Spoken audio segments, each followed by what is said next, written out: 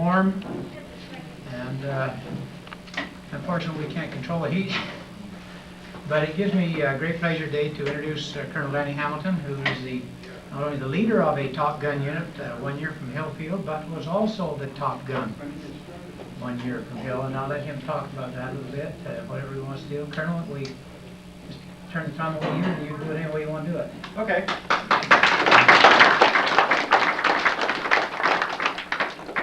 Thank you very much. My name is Danny Hamilton. I'm stationed here at Hill Air Force Base. I fly with the 419th Tactical Fighter Wing. But my real-time job is sitting over with the Air Logistics Center people, trying to come up with modification programs for our airplanes.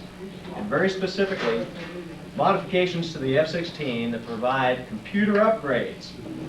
So I'm going to focus this discussion, kind of like a history type thing, towards my career, the aircraft I've flown, and how those airplanes have basically become computerized over the years. The airplanes I have flown that I brag about are the F-100. I flew the F-100 in Vietnam. I flew the A-7D, which was a Navy airplane that the Air Force bought for about 4 years in the Air Force. I flew the F-105 in the early 80s, and I transitioned to the F-16 in 83. The Gunsmoke competitions we talk about, the 419th participated in the first one in 1985. In that competition, we won the overall top team award.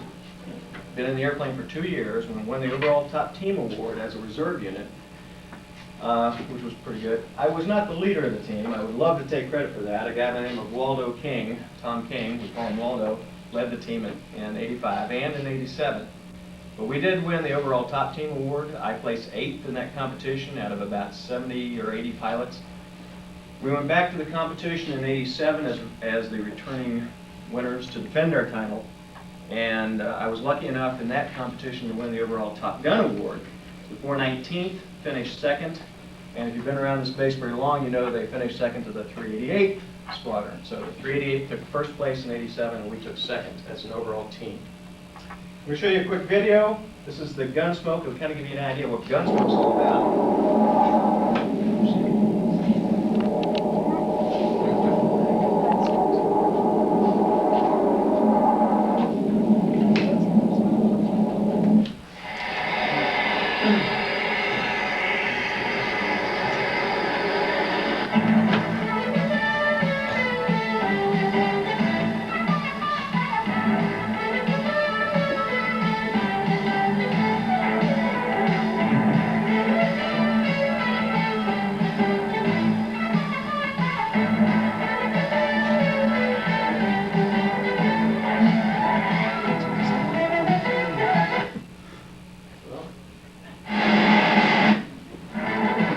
Really good. Try to adjust the volume. I can't get the volume on it.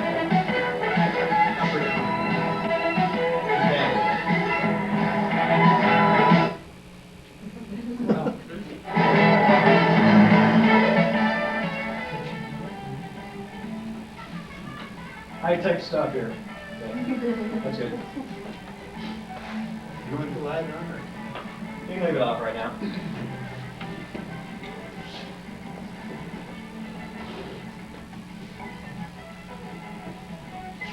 Gunsmoke. It's a competition the U.S. Air Force has every 2 years, every odd year. Gunsmoke takes place down at Nellis Air Force Base.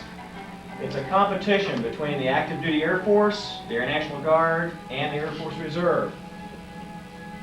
18 units competed in the 87 competition, and you're watching a film that was made from that competition. The aircraft that participated in 87 were the F-16, the F-4, the A-10, and the A-7. F-4s, older airplane. I didn't have a chance to fly it. That's an A-7. I flew one of those, and that of course is the F-16.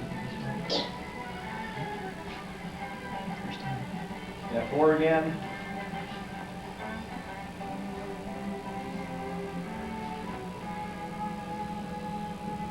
The competition as it takes place is primarily a competition between the pilots. One team against the other on a team basis, and the individual pilots dropping bombs and shooting a gun competing against one another. But it's more than that. It's also a competition for the maintenance guys, for our weapons guys. We actually have competitions with our weapons loaders to see how fast they can load the airplane with weapons. And the maintenance guys compete against one another in how well they can maintain the airplane, how well the airplane works. And it's a fun overall competition. The Air Force conducts the competition primarily as part of our preparation process, our training. It shows how well the units can maintain their readiness to go to war. Maintenance is a big part of it. In this competition, the inspectors are the guys wearing the blue suits. And as you go through the pictures, you can see them come out and actually go over the airplane. They'll take white gloves and actually inspect the airplane with it.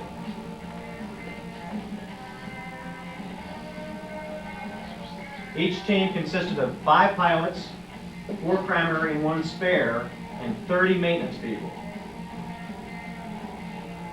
Those guys in blue suits are the inspectors. This is the weapons load.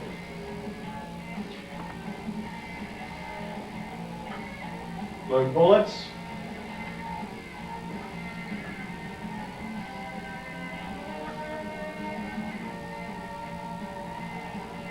Put gas in the airplane. And of course the bombs that we drop. They not only competed against the clock, but also the procedures that they used to see how safe they could be in loading these bombs.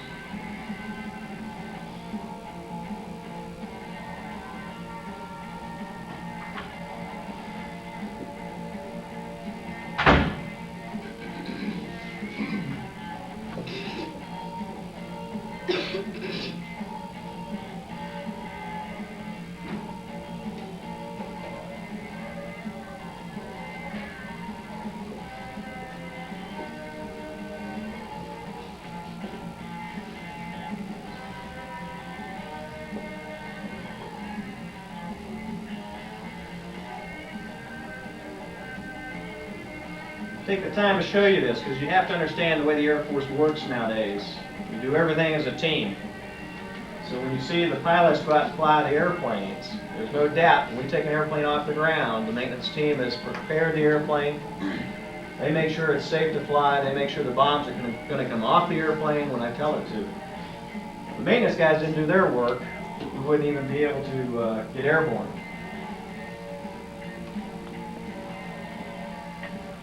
Were any of your maintenance team women? Say again? Were any of your maintenance team women? Yes, there were, of course. The current Air Force. The Air Force has more females are in our, as the enlisted and officers than any other service. Of course, the guys that get all the glory are the pilots. It seems like that's been that way forever. And the real portion of the competition is when you take the airplane off the ground and you go out and you show what it can actually do. The airplanes we have are a mixture. The F-4 was originally built, I'm not even sure when the first F-4 rolled off the line. It was so long ago, before I started flying jets. The A-7 came into the Air Force inventory about the 1970-71 time frame, and I actually checked out in one of the first units to fly the A-7 for the U.S. Air Force. The A-10 came into the inventory in the mid-80s, and I almost had the opportunity of flying that, mid-70s. I almost had the opportunity of flying that airplane, but opted out trying to get into the F-16 program. As part of that effort, I ended up transitioning to the reserves. I left the active duty after 11 years of service, went to the reserves, flew the F-105 and then the F-16. As you go through these tapes, you'll see some interesting bombs. The airplanes we have nowadays are capable of very accurate bombing.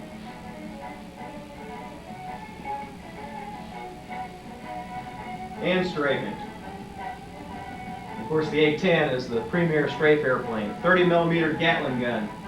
And it can tear a target up pretty well.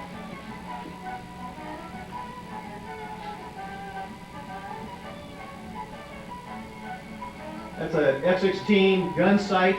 It's a computerized gun sight I'll talk about a little bit more. Those little 25-pound bombs. If that was a 500-pound bomb, there wouldn't be anything left. But you can see all the airplanes do extremely well. All are capable of hitting the target. This is the tactical day where they actually simulate surface-to-air missiles. We have to put out flares, roll in and find a target on an airfield complex, drop a 500-pound inert bomb, it's a retarded bomb with little parachutes, hit the target, and then egress the area. It's kind of a culmination of everything we do and what we'd actually do if we go to combat.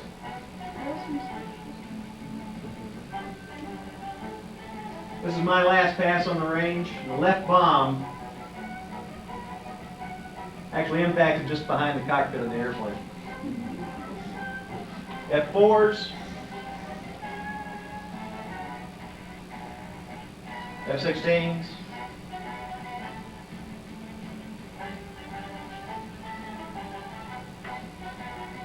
A-10s,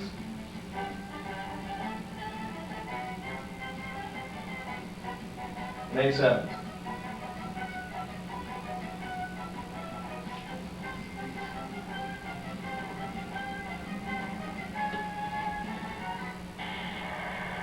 Okay, turn the lights back on, please.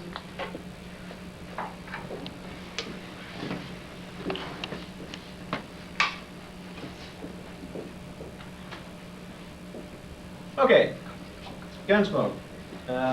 We're pretty proud of Gunsmoke around here because the 388th and the 419th have done well over the years. It's a nice way to be able to go show how our aircraft perform nowadays, these modern airplanes that we pay an awful lot of money for, and not have to do it in a wartime situation. I try to tell everybody, the primary reason we spend a lot of money flying jets around the sky and making a lot of noise is training, to show the world, really, how well our pilots can fly. Yeah, we have to go prove it every now and then, and Desert Shield, Desert Storm is one of the cases where we got to go prove it very effectively. But over the years, we tried to show the enemy that we were ready to go to war if he wanted to start something. And I think part of the fall of the Berlin Wall and the Soviet Empire was due to the fact that we remained strong militarily over the years. We basically forced them in a position where they had to compete with us on not only an economy side, but also on how to build airplanes. And I'm sure you guys, most of you have seen very good pictures of some of the Soviet airplanes. They made some very good airplanes that could fly almost as well as our airplanes. But if you look at those airplanes, they had good engines, they had good flight controls, they could do amazing things in the air. But the Soviets never caught us in terms of how to make our airplanes fly with computers. The F-16 is one of the most, we call it, integrated airplanes around. And I started trying to count out the number of computers we have on the F-16, and I lose count. It's well over 10 different computer systems. And some of the computer systems even have multiple processors on board. So I thought one of the things I'd do today, and what time we have, is kind of show you a little bit of, from my perspective as a career Air Force pilot, how our airplanes have evolved from an old airplane that basically dropped a dumb bomb when the pilot said, okay, I'm going to drop it now, to a computerized airplane where we basically tell the computer where the target is, and then the computer decides when to drop the bomb. That's a pretty big step. It's analogous to, or you can compare it to what's happening in most of the offices nowadays. If you've been around more than about 10 years doing office work, you know that the computer has slowly slipped through the door. In just about any office you walk into nowadays, you're going to have to sit down at a computer to do something. And if you don't use a computer, you use a fax machine that's got a computer in it, or a copier that's got a computer in it. I mean, they're all around us. Well, what's happened over the years in the U.S. Air Force and the Navy, and even in the Army in their helicopters, is we've slowly started to integrate computers into our airplanes to help the pilot more effectively operate his system and do his job. Okay, so that's what we'll kind of talk about today, if you don't mind. I started out flying the F-100. I transitioned in some training airplanes, but my first combat airplane was the F-100. It was a beast. I mean, this is a big airplane. It had an engine, it had some hydraulic flight controls, And it had a little iron sight, what we call an iron sight, to drop the bombs with. Ah. And what I mean by an iron sight, if you look out the front of the airplane, the little panel I have to look at to see the target, it had a little reticle, okay, that I could run up and down. I set it where it was located at the windscreen, and that's what I used to drop a bomb with. And I'm sure most of you remember, you've seen the movies of World War I, World War II, and how this all got started. And I tend to get sidetracked when I talk about these things. There are a couple different things we talk about. You have to understand there's something we call air-to-air. When one airplane goes against another, and you've seen pictures of the Red Baron, you know, he went up to shoot the other airplane down. There's another side of the Air Force that's called air-to-ground. And that's where we actually go out to drop the little bombs on the enemy, primarily in support of the Army. The Army likes us to do that. Okay?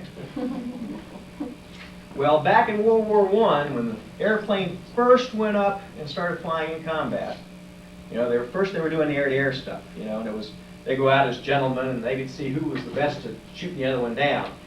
And usually they put a couple holes in the airplane. They were pretty rickety back then. The airplane would go crash land. Normally the pilot would walk away from it. Sometimes they got killed, but at first they didn't have parachutes. Then they developed parachutes so they could jump out of the airplanes. Well, on the Army support side of the house, on the air-to-ground side of the house, same thing started to evolve.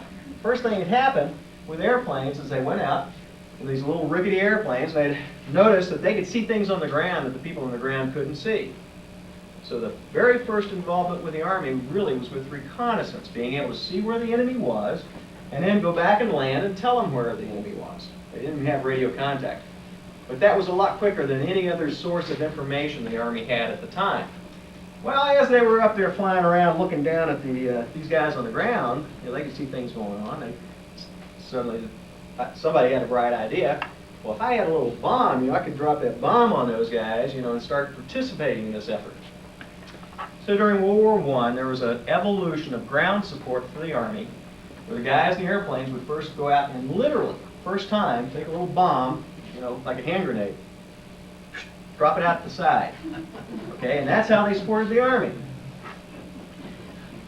That system evolved because those little bombs didn't really do that much. I mean, they might irritate the guy on the ground, and they discovered very rapidly flying in an airplane and dropping something like this and be able to hit anything on the ground was a pretty tough job.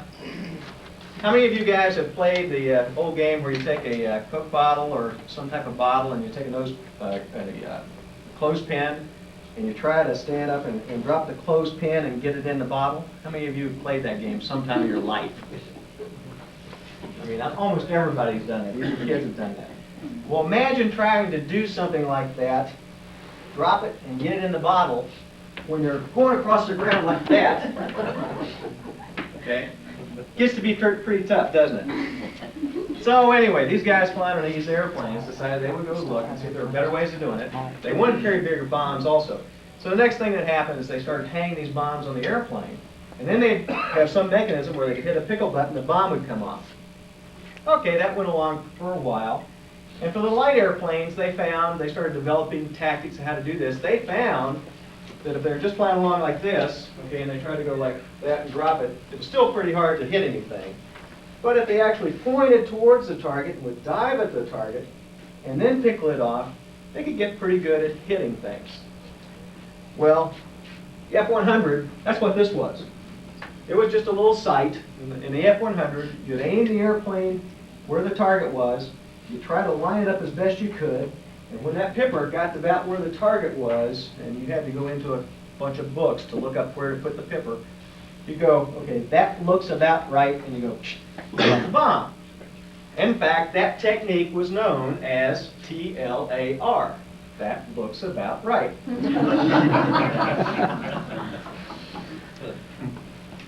Over the years, you know, that was pretty adequate, but with the bigger airplanes that couldn't go into a dive, they started to develop other things to assist the pilots. How many of you have heard of the Norton gun sight? Okay, just about everybody. In the movies and everything. Norton gun sight. One of the first aids to the pilot to help them hit a target with a bomb. And it was pretty crude, basically a mechanical device that would let the bombardier, new term, bombardier, actually get lined up on the target and be able to drop the bombs about the right time. It assisted him, but was by no means a computerized system.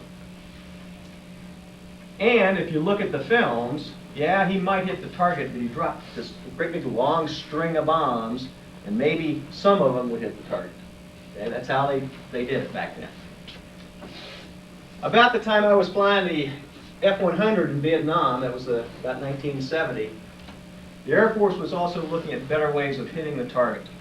And in fact, they started incorporating computers, originally analog computers, into airplanes to help them do that. Well, unfortunately, if you remember back in the 70s when computers first came out, I mean, they had computers that would fill this entire room just to do some simple processing. So the first airplanes to get the computers were the big airplanes. And in fact, our ancient B-52 was one of the first airplanes to start picking up computers to help it do its job. And the B-52s did participate in Vietnam. Another airplane that was probably one of the first fully computerized airplanes that the U.S. Air Force flew was the F-111. And if you don't remember, it's the early models of the F-111 actually participated in Vietnam for a very short period of time. Unfortunately, back then, if you look at, remember the first computer you ever bought? It was expensive, it was big, and oh, by the way, it didn't necessarily always work. Well, the same thing happened to the computers we tried to put in the airplanes. They didn't always work. And in fact, we lost about 5 F-111s on their first deployment over to Vietnam. We didn't really know why. But as the U.S. Air Force tried to put more and more computers into the airplanes, they discovered that they needed special requirements. And that's where military specifications for computers started to generate. In other words, today it's very difficult to go buy a commercial computer and put it in our airplane. It's getting better, but 5 years ago, if I tried to do that, typically the first flight that I tried to fly in the airplane, the computer would break. You know, so we started developing military specifications that would help us put computers into airplanes. Okay, so we're going along, and the Vietnam War actually ended in '83. 83? No, 75, excuse me. That was the last time we flew in combat over there. Well, when I came back from Vietnam in 1970, I actually went to the A-7. U.S. Air Force and the Navy had actually gotten together and they ended up buying what was basically the same airplane. The Air Force bought what we call the A-7D. It's a Corsair II with special equipment that makes it an Air Force airplane. And the Navy bought the A-7E, E model. And of course you get into why is the Navy and the Air Force different? Well, maybe it's the color of our uniforms. It seems like everything we do, it has to be different because the Navy says, well, we have to land on carriers. And the Air Force says, well, we don't have to land on carriers, therefore we don't want all the weight that you guys have to carry with a big, strong landing gear so you can do that. Anyway, we end up with different airplanes. However, the A-7 was about as close as we'd come, except maybe the F-4. Well, on the A-7 was the first time we really started incorporating computers into a fighter-type aircraft. And that's the other thing I often get sidetracked on. Remember that discussion about air-to-air and air-to-ground? Okay.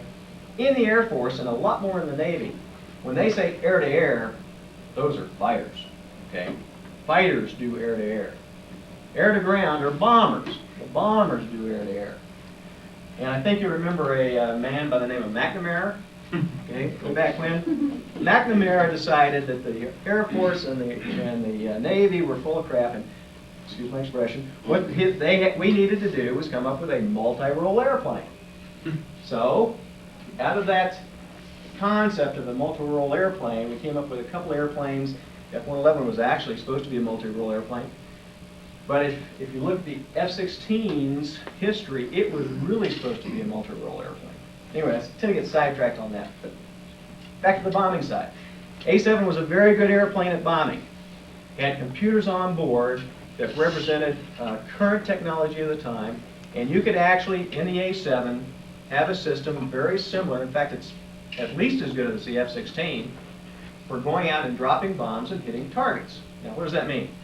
In the A7, you had and I can't give you the entire course in aircraft avionics, but you had a way of telling the airplane where the target was, and the airplane would give you some symbology to tell you how to fly your jet to get to the right point, and then it would decide when to release the bomb. A really computerized weapons delivery system, as we call it.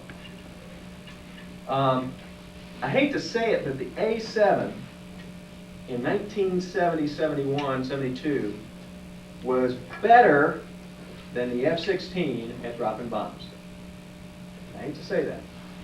The reason was, that's what it was designed to do. It was an attack airplane, basically a bomber roll, and they put the systems on the airplane that you needed to have to actually drop bombs on targets. For instance, the A7 in 71 had a moving map display in the airplane. And those of you that are avionics buffs, and you read the Aviation Week and some of those other aircraft magazines will know that moving maps are a real big thing today. We are still trying to get a moving map in the F-16. We haven't got one. In fact, the only airplane we currently have a moving map in are some Navy airplanes, and they're just now trying to get it into the F-15E model. That's how far behind we are. Now, why is that? Well, the F-16 was that multi-role fighter. It was supposed to do air-to-air and air-to-ground. Well, as soon as you decided to make this little airplane do all those jobs, you could only put certain equipment in it. And the moving map was one of those things that kind of got laid by the wayside. Anyway, we continued on through the years. I actually got to take the A7 back to Thailand. I flew it out of Thailand for about 58 missions. That was the end of my combat career, if you will. So I got about 200 and some missions in the F-100 and another 58 missions in the A7 for about 300 total combat missions over about a 3-year period. It was a very unique experience, and that's one of the things I want to try to emphasize to you. Flying an airplane that had this iron pipper, that looks about right, TLAR, drop a bomb off, and the guy who's trying to tell you where to drop it, you drop it and he says, "Oh, you missed,